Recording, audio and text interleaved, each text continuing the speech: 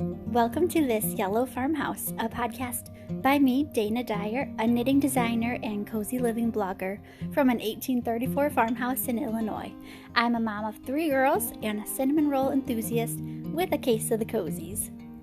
This Yellow Farmhouse is for my fellow lovers of all things cozy and for those seeking a simpler, slow life. Hey guys, I'm Dayna, knitting designer and host of this knitting and slow living podcast. I'm a mom of 3 girls who lives in the woods of northern Illinois in a really old farmhouse. Welcome back to another episode of the Farmhouse Knitting Podcast. How was your week, you guys? So I had a threesome date with my husband and my yarn for Valentine's Day. My mom offered to babysit our 3 kids, and so we were like, okay, yeah. But she couldn't come until 3 o'clock in the afternoon, so we ended up ordering pizza and bringing it home when we were all done on our date, and then we just ate as a family together.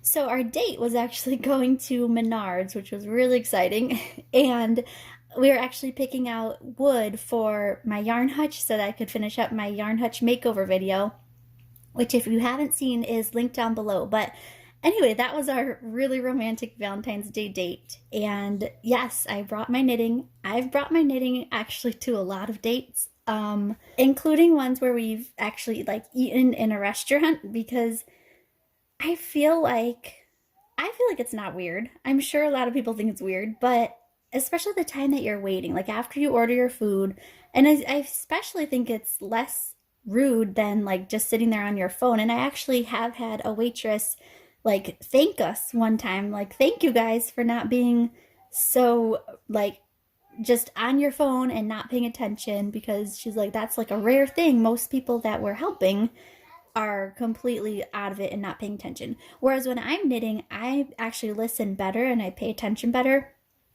And if it's an easy project, which it usually is if I'm taking it out and about, I can knit without looking at it. So I'm still talking to my husband and looking around and people watching and living life. I do it with my yarn there too. So yeah, we went to Menards. I brought my yarn with. I didn't bring it into Menards because I wanted to be completely present and not be carrying extra stuff and into and around the store, and actually be able to help pick out the wood and carry the wood and everything. So I was doing it in the car though, and I feel like it's only fair though, because he kept talking about, and I'm glad that it's really exciting to him, but it's not my thing. He kept talking about his tractors that he's fixing up.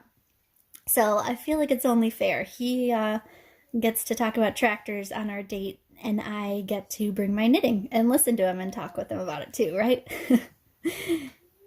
Surprisingly, that's actually not the weirdest place that I've knit. It's sitting in the car. That's a pretty normal place to knit, but waiting in a restaurant is not the weirdest place that I've ever knit.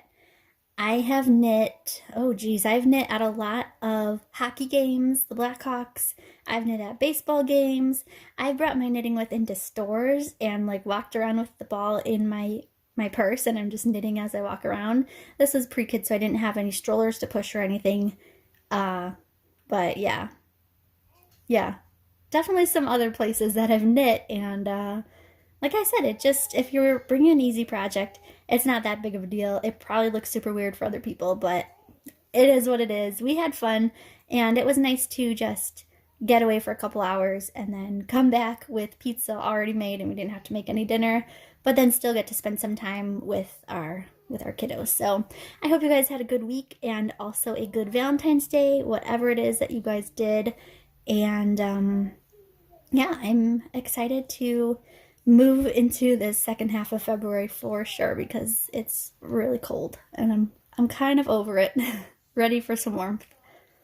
All right, you guys, I think it's high time for a giveaway. What do you say? I've never done one on here yet, so I wanted to give away 2 skeins of the Knit Picks Wool of the Andes worsted, and the color is Blossom Heather.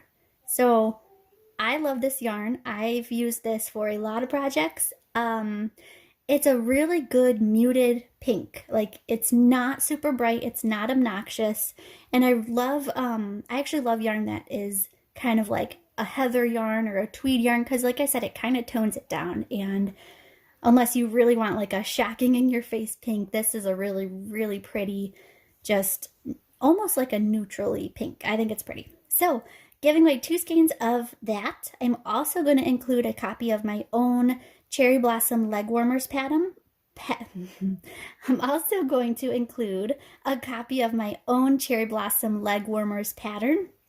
So I'll give away both the physical copy, I will send that along with the yarn, and also a digital copy for the little people in your life, whether it's kids or grandkids. And these leg warmers come sized from newborn all the way up to kids. So anybody who's little and likes wearing leg warmers in your life, yeah, all you have to do to enter is to like this video and subscribe to this Yellow Farmhouse channel, and then also comment where's the weirdest place that you've ever knit, because I'm dying to know.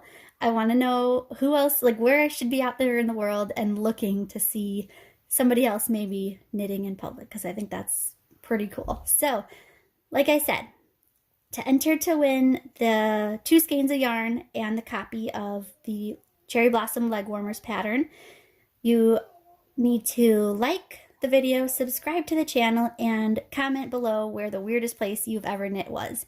You can also screenshot the podcast or like take a picture of you listening and tag me in your Instagram stories if you want an extra entry. Like, that will be as if you're sending your name in twice. So yeah, you can do that for an extra entry, and I'll announce the winner in next week's podcast. So I'm so excited. I've never done a giveaway. I've done it a couple times on Instagram, but not super often. So I'm really excited, and I love giveaways. So I hope you guys are excited about that too. I announced that I have a part ebook, part magazine that's coming later in the fall, and I'm actually taking a course on ebook writing. So this is going to be legit. It's not going to be something thrown together. There's a theme, an entire pattern collection, there are bonuses. I'm really excited, and yeah, so I'm just getting excited. There's not really an update that I can share, just that I'm excited. That's all I can say. And I hope you guys are too. And there will be more about that when we get closer to it, and like towards the end of summer, kind of back into the swing of cold weather knitting, that kind of thing. So all right, I also am trying to reach my first 1,000 subscribers on this channel, which might not mean anything to you, but as a YouTuber, reaching that number on YouTube helps. It helps my videos be suggested for other people who are watching similar things. And this is really weird. I don't like asking for likes or subscribers, but I'm just going to ask if you do legitimately like listening and watching these videos, I am going to ask if you could subscribe. That would mean so much to me. I don't want to push it, but yes, if you're not a subscriber, please consider becoming one. And if you're not a subscriber and you're like, maybe this isn't your thing, it would also mean a lot if you could share my channel with your knitting and cozy living friends. Yeah, like I said, sharing a screenshot on Instagram stories of you guys listening is a whole extra entry in the giveaway. So yeah, you can share it without being like annoying in your face to your friends. But I don't know, that would mean so much to me. I really want to get closer to this goal of mine. I didn't know if I was going to get anywhere near this when I first started. I just kind of started and wanted to talk about knitting, and but like I said, it really would help in the YouTube like algorithm for getting my channel in front of a couple more knitting eyes. So I give away a lot of free content and tips and hopefully entertainment. So this is one of the very few times that I'm going to ask something from you guys if you are interested and able. So thank you guys in advance if you do subscribe or share with your friends. Thank you guys so much. Okay, what's giving me a case of the cozies this week is coloring. I've gotten really into my Harry Potter coloring book. I got it a bunch of years ago from Barnes and Noble. I don't even know what brand it is, but it's Harry Potter. And what I noticed is it's a great thing to do when your nails are drying, because unlike knitting, you can still hold a marker or a colored pencil and not mess up your nails. So I don't color my nails very often, but I did do it recently. I did it for Valentine's Day, and so I was kind of like, well, now what do? I don't like just sitting in front of the TV not doing anything. And so I got my coloring book out, and it was really relaxing to just be able to do something with my hands that wasn't knitting, but was letting my nails dry for once. My favorite way to color, I learned from my best friend back in middle school, was just tracing inside the lines in marker and then finishing coloring that same space with the same color but in colored pencil. It's very relaxing and also very satisfying. And yes, I did sharpen and hoard a handful of colored pencils that are just for me for this purpose. I went and got it from our little craft touch in the sunroom. I was like, these are gonna be mine. These are mommy's colored pencils. And yeah, like I said, it was relaxing. It felt good to get something done that was kind of like self-care. Well, two kinds of self-care. Coloring my nails, which I never do, and coloring a picture. So that's what's giving me a case of the cozies. All right, on to my finished projects and my whips. Sadly, I only have one finished project to share today, and that's something I didn't show last week because I cast on and finished it like in a couple days, and that's my homestead dishcloth. So this is actually one of my patterns, and I used I Love This Cotton in aubergine, and I feel like I'm needing more dishcloths that are from this yarn and move away from sugar and cream, because when I first started making dishcloths, they were completely only sugar and cream yarn. And then once I discovered I Love This Cotton and also Dishy from Knit Picks, I realized how scratchy sugar and cream yarn is and how much I didn't actually like it. I like how they have really cool colors and pretty stripes and things like that I Love This Cotton doesn't have as much of. They have more of the solid color choices. But one of the main reasons that I use dishcloths is for face wiping and for my teething baby to chew on. And so it wasn't working using the sugar and cream dishcloths that I have. And so I'm kind of adding to my stash, not replacing, because I do want to still keep a lot of the sugar and cream ones, and also a lot of them are ones my mom knit, and so I do want to save those as also like memories, because she has still dishcloths that her mom had crocheted for her, and so I do want to keep them, but for at least this season of life I want to have a little bit of softer dishcloth. So this is my only finished project for the week, and like I said, I'll be knitting a few more of those just because I'm trying to phase out of the scratchier cotton dishcloths that we have. All right, whip number 1 is Natalie's blanket. I put a lot into finishing a sweater so that I can wear it this year, and I'm not quite done, but that's where like the majority of my brain power and my knitting time is going. So I don't have a lot of progress on Natalie's blanket since last time. I've knit maybe a couple rows, and I haven't gotten my progress trackers in the mail yet, so I can't show exactly how much I knit, but I did knit a couple rows. You can actually tell, so in all the progress in my whips, you can tell where we spend most of our time in our house, like almost like an infrared sensor, because I keep Natalie's blanket that I'm knitting in Lucy's nursery, which sounds kind of weird, but that's where the rocking chair is. So if we're all playing upstairs and the big girls are in their room and Lucy's playing in the nursery, then I'm sitting in the rocking chair in the nursery. So that's where I keep her blanket that I'm working on. And so I did get some progress done on that in particular, because we've been spending a lot of time up there playing. We've been better about keeping their toys up in their room, so we are spending more time up there playing. And so, yeah, I'm getting more progress done on her blanket. So if I'm in the nursery, I'm knitting Natalie's blanket. If I'm on the couch, I'm knitting sweaters. And because that usually means it's like nap time or bedtime and I can focus a little more. And then at the kitchen table, I always have at least one dishcloth on the needles. That's just at my spot at the table because depending where we are in the house, that's the project that I'm working on. Okay, my campfire sweater. Oh, I thought I was going to be done with it and I was so excited. I'm done with the front and back panels. I'm already onto the sleeves. And I did a lot. I had just started it last episode, didn't I?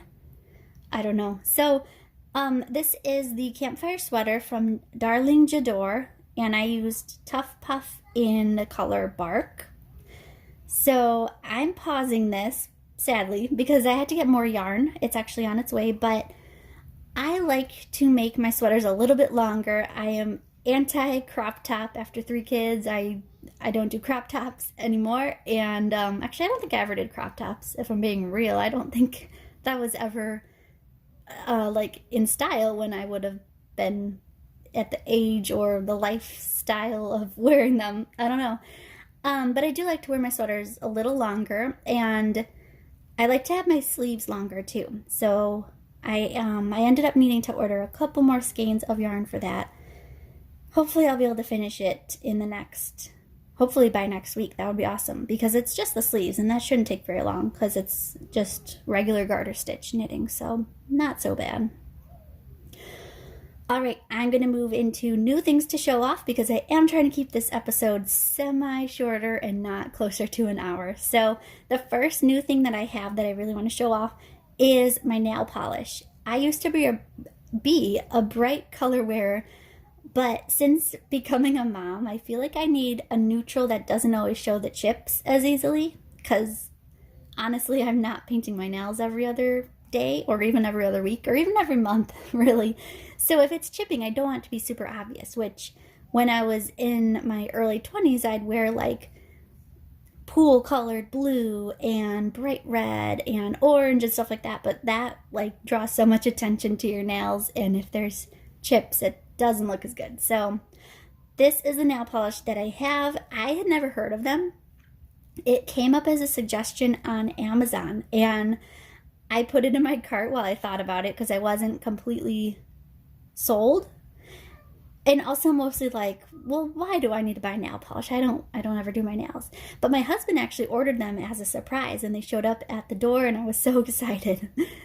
These colors are like amazing. Sometimes you end up looking washed out with the wrong neutral nail polish, but these ones are just gorgeous. So I did do a top coat. I don't usually, but since they're neutral, I did want a little bit of a shine. Like if I was going to do a really bright color in my past, I didn't do a top coat because I liked the matte look, but since it's neutral, I wanted a little bit of an extra shine. So I'm loving that right now. I'm also loving this alpaca notions bag that I ordered from Amazon. Okay, so my old knitting bag was a DIY from Hobby Lobby. It was like a canvas pouch. It said, I cricketed on the words cozy, and the zipper always got stuck. It was awful and it was annoying, but because I made it, I kind of put up with it, like just get through it. I made it. I put all the effort into it. Let's just use it. So finally I was like, enough's enough. So I searched Etsy, searched Amazon, and ended up finding this, which is perfect for this mama llama. And also I like that the fabric walls seem like a little bit thicker, so I'm not worried who's gonna pick it up and get poked from my scissors that are on the inside, because that's one thing that was a real worry with my canvas one. Like anything could poke its way through. And so yeah, I'm loving it. Plus the month of February and having it be like we just had Valentine's Day, I just thought it was really cute, and I think it works too for springtime. All right, we are going to head over and take a peek outside my window.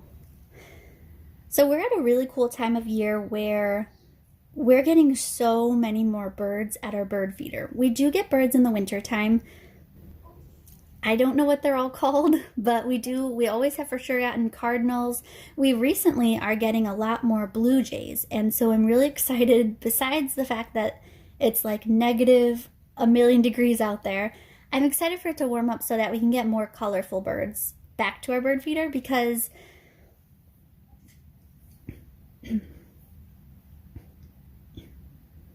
so I was a homebody in the wild on Valentine's Day. Actually, we went Saturday. We went the day before Valentine's Day. Besides Menards, we stopped. Well, we also stopped. We did get a. I got a soft taco from Taco Bell because, like I said, it was 3 o'clock. It was like a weird time of day, and I needed a snack. But we also did stop at Hobby Lobby because my husband was like, "Well, is there anything else you want to do while we're out before we go pick up the pizza? We have 25 minutes."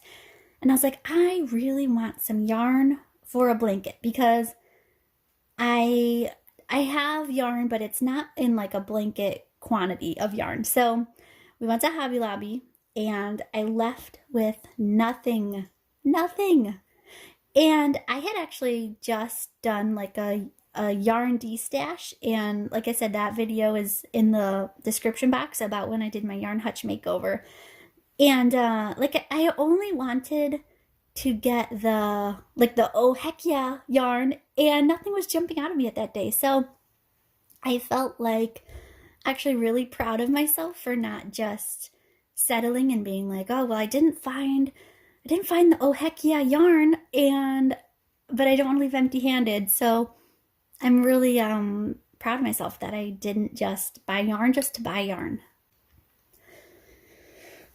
And I did get Joed. So Saturday morning, before we went on our date, I went to Trader Joe's and I wanted to get their orange chicken, and they were completely out. So I ended up getting their Beijing beef, which I've never tried before. And it was a little bit more effort to make than the orange chicken, like barely, because all you have to do is you cook the broccoli and then you have to take it out and cook the beef and then you add the broccoli back in, as opposed to dumping in chicken and then dumping in sauce. But it really wasn't that much more work, but it wasn't as good. So compared to Panda Express, I thought their Beijing beef wasn't as like sweet, and yeah, just wasn't as sweet. I would get it again for an easy dinner, like to spice up our meal routine, but it doesn't join orange chicken and pancake bread and salsa at the top of my Trader Joe's list. That's like my top 3 right now that I will get time and time again that I'm there. So I have a new segment that I'm going to add for today, and that is called The Joy of Calm. So what is JOMO? Have you guys heard of JOMO? You've probably heard of FOMO, which is like, I think it's the fear of missing out. So JOMO is the joy of missing out. JOMO seems like the name of something you would see at Trader Joe's, like some kind of food. What are you getting today? Oh, I'm getting the JOMO. What are you going to do with the JOMO? I'm going to make tacos with the JOMO. But, okay, so the joy of missing out. And I feel like my whole, like, not my whole values, but one of the values that I've discovered in the past couple of years and just really benefit from is becoming unbusy and just slowing down. And I wanted to include a little bit of that in the episode about just stopping the glorification of being busy. So I feel like we benefit so much from becoming unbusy because we start to discover what we actually like, what we actually value, and you learn more about yourself because you're doing more for yourself instead of just being on the hamster wheel of what everyone else is doing. You jump off and you figure out what really matters to you and what you actually like, what you want to do, that kind of thing. So anyway, I'm having JOMO, excuse me, I'm having JOMO about Facebook. So social media in general, but particularly Facebook right now. So I think Lent just started. Is that right? Or was about to start? All I know is my husband went out to the grocery store on Tuesday because he was going to pick up some more wiper fluid for me. And he also needed to get more salt for our front porch. And he came back with a gigantic box of those, I'm going to say the name wrong, but they're like the donuts. They're like Polish. They're called punchkis. Is that how you say it? I'm not sure. I'm part Polish and I don't know how to say that. But he came back with that along with what he was supposed to go pick up. So I'm pretty sure it's either now Lent or it's just around the corner because he came back and he's like, but it's Fat Tuesday. It's okay. So I know a lot of people are hopping off of social media completely for Lent and giving it up. And so I'm not doing that, but I am interested in some Facebook JOMO, some social media JOMO. So I actually went through and I decluttered my friend list and made it so that, actually I don't know if I actually made it this way, but I think based on my habits and stuff, Facebook makes it so that a couple knitting groups and like a cozy hygge group that I'm in are what show up at the top of my feed. So anytime I go on Facebook, I have to really get deep in the Facebook scroll to even get to really any of my friends' posts because Facebook for some reason just thinks I care about cozy and knitting. Can't imagine why.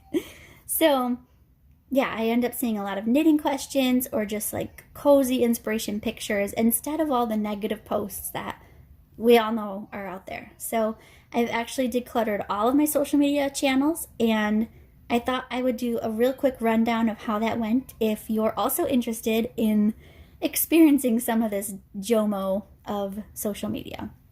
And like I said, this isn't like an attention where people put up the Facebook status and they're like, oh, I'm cleaning out my friends list. If you want to stay on, leave a comment or something. This isn't anything like that. Not trying to get attention, not trying to get people to beg to be on my friend list or anything like that. This is just complete internal and looking at where I'm at in life and, just who I want in my life and all that kind of stuff. So Facebook, I went through and I thought about each person, and I did actually go through my friend list, and I just did a quick, honestly, it was just a gut reaction. There were a couple times I had to ask, does this person post negative stuff? Are we still in touch? Do we even live in the same town? If we don't, will we ever live in the same town again? And if it's a close friend, yeah, we're going to stay friends on Facebook. We might not live in the same town, and we might have a hard time getting our schedules to line up to hang out a bunch of times in person, but I still care about them and I want them in my life and on my friends list and in my feed where we can keep up with each other. But the casual friends who live in the town that I used to live in, I wasn't super good friends with them when I lived there, and so now that I don't live there, I'm not honestly, I'm not going to hang out with them again. I don't know how else to say that. So that was an example of some people that I got rid of on my friends list. And then negative, you can actually, if somebody in your friend or in your family is posting negative stuff, you don't have to delete them if you don't want to. You can click into your notifications, or I don't even exactly remember what it is. I think it's in that person. You can click unfollow, next to their name, and the little three dots, the three horizontal dots, I think. And you can just click unfollow, and that will you're still friends with them, but you're not going to see all their stuff. Or you can say snooze for, I think it's 30 days or something like that. So yes, if you are man, I would be okay with missing out on some of these posts. You don't have to completely unfriend people. You can just snooze it for a little bit. So Instagram, I pretty much just treated the same way as I went through Facebook. I do follow more people on Instagram than I was Facebook friends with. I think I was only Facebook friends with probably less than 200 people. And Instagram, it's quite a bit more than that. But if I'm scrolling and a post pops up and I see the picture or read the caption and just think ooh, that's a little too much, I'm not into that. Or I have no idea who they are or why I followed them, then I'll unfollow them. It's not an intentional going through a list kind of thing. And that's just because I have more people on that list. Okay, and then two, what are they called? Channels, I guess, platforms that I deleted completely were Twitter and Snapchat. So Twitter I deleted. I actually only used to follow like funny people in the Bachelor world, so people who used to be on the show or they just tweet about that and that kind of thing. So people who were posting really funny tweets about that were the only people I was following. But I was missing out on actually watching the show, I noticed, because I would always be checking Twitter like, oh my gosh, I can't believe that happened. What did so and so have to say about it? Or like that kind of thing. And also, the thing is, I didn't want updates from those people outside of the show. So I deleted that one completely. Snapchat, I deleted. I started this because I had joined a group of like 30 moms who I casually knew back in my old town, but I didn't like being in the group because I got notifications all day long, and most of the I don't know what they're called, but like most of the things that were being sent to the group were just complaining about motherhood, which I know it's not easy. Like I'm in the thick of it, but I don't want, like, misery loves company. I didn't want to be reading all these negative things and then be like, oh, this is bringing me down. And so yeah, I didn't really want anything else to do with that. So, and then also I noticed I wasn't being present because I would get notifications all day long because 30 women in this group were always posting. So I deleted Snapchat, deleted Twitter, and like I said, just kind of went through Facebook and Instagram and just cleaned up a little bit of who is actually in my life and that kind of thing. So yes, that's the joy of calm right now. I'm having for sure JOMO about not using all of social media. Okay, before I head out, I wanted to give the anatomy of a project bag for a knitting mom. Okay, so I don't want to do my whole episode to moms because I don't want to leave anybody out or make them feel weird. But this like 2-minute part here, this is for you moms. If you're like me and you're a knitting millennial mom, your project bag, the anatomy of your project bag is this: goldfish, a teething banana toy. So then you have your project with a minimum of 3 stitches falling off the needles, a crayon with like half of its wrapping torn off. Okay, true story. The tape measurer that you use for checking your gauge, but without its little pulley end thing on because somebody pulled that off. Oh, an I love you note. 3 needles. 3 needles? Somehow 3 needles are in there.